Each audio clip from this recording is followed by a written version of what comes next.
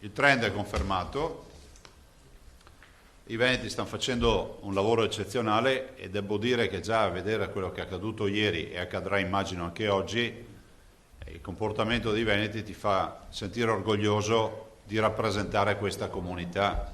Penso che quello che è accaduto rispetto al rispetto delle regole e delle indicazioni date anche dall'ultima ordinanza sia assolutamente sotto gli occhi di tutti. Io non ho visto scampagnate. È partito così il presidente della regione all'appuntamento quotidiano con i giornalisti. Dopo aver elencato gli ultimi dati aggiornati, ha cominciato a delineare qualche aspetto che sarà imprescindibile nel passaggio alla fase 2, a partire dall'uso delle mascherine, che qualcuno vorrebbe limitare. A molti cittadini non va giù, stiamo parlando della salute dei cittadini, non è che stiamo parlando della mia salute. Vorrei dire che rispetto a questo abbiamo già le indicazioni che non sarà così e sono date dal fatto che ci sono già gli accordi nazionali, ad esempio con le parti sociali per i lavoratori, piuttosto che altre realtà che prevedono la mascherina come condizione sine qua non, e quindi è impensabile che si possa aprire dicendo ai cittadini ti metti la mascherina solo quando entri in fabbrica.